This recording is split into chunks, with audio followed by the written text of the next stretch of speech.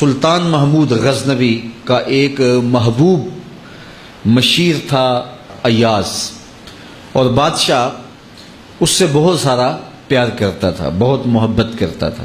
باقی جو وزیر تھے، مشیر تھے، آیان سلطنت تھے، وہ حسد کرتے تھے کہ اس میں کون سی خوبی دیکھ لی بادشاہ نے کہ اس سے خاص طور پہ پیار کرتا ہے۔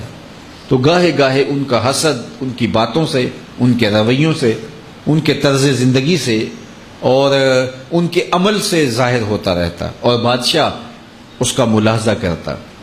اور کبھی کبھی جو ایاز ہے اس کی خوبیاں اور اس کے جو کمالات ہیں اس کو عیاں کرتا تاکہ ان کو پتہ چل جائے کہ یہ وہ خاص وصف ہے اس کے اندر جس کی وجہ سے میں اسے خاص محبت کا مقام دیتا ہوں۔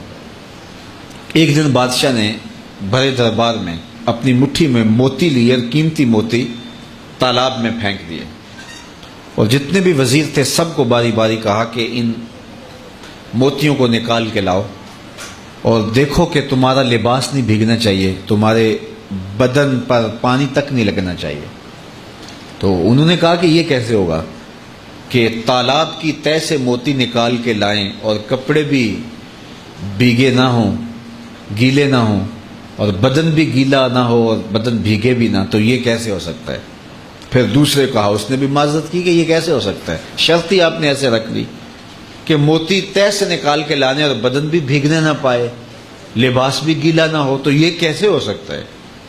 تیسرے کو، چوتھے کو، پانچویں کو، سب کو کہا، سب نے یہ کہا کہ یہ ممکن نہیں ہے۔ ایاز کو بلایا، کہا یہ موتی نکال کے لاؤ، اور سنو تمہارا بدن بھی نہیں بھیگنا چاہیے، تمہارا لباس بھی گیلا نہیں ہونا چاہیے۔ اس نے فوراً چھلانگ لگائی، موتی نکالے، بادشاہ کے سامنے پیش کر دیے۔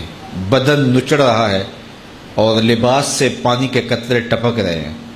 بادشاہ نے بڑے غصے سے کہا، ایاز میں نے کہا تھا موتی نکالو اور بدن بھی گیلا نہیں ہونا چاہیے، کپڑے بھی نہیں بھیگنے چاہیے، اور تمہارا لباس بھی بھیگ گیا، تمہارا بدن بھی جو ہے وہ پانی سے تر بتر ہو گیا۔ تو ایاز نے کہا، بادشاہ سلامت، آپ نے دو حکم دیے تھے، ایک کہ موتی نکال کے لانا ہے، دوسرا حکم یہ تھا کہ کپڑے نہیں بھیگنے چاہیے۔ میں موتی لا کے پیش کر دیے ہیں، باقی جو کپڑے اور بدن بھیگ گیا ہے اس کی میں معافی چاہتا ہوں۔ کہا یہ خوبی ہے اس کے اندر۔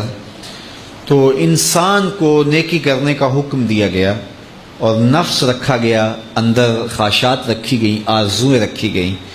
تو نفس لوامہ وہ ہے کہ جو نیکی کے موتی تو نکال لیتا ہے، اور اگر اس دوران اس سے کوئی بدی ہو جاتی ہے تو ہاتھ جوڑ کے کھڑا ہو جاتا ہے، مالک جو گناہ ہو گیا اس کی میں معافی چاہتا ہوں۔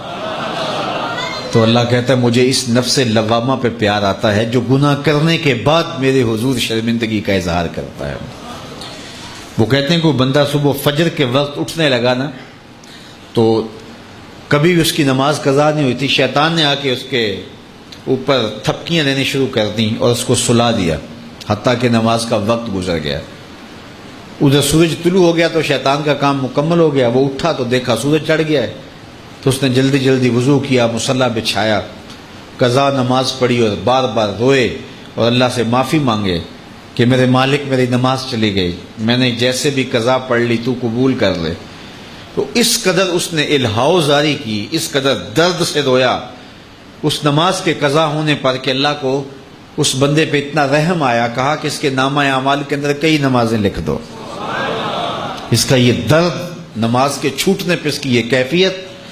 تو اگلا دن ہوا تو ابھی اذان ہی ہوئی تھی کہ شیطان آ گیا اور اس کو کہنے لگا جلدی جلدی اٹھو نماز پڑھ لے۔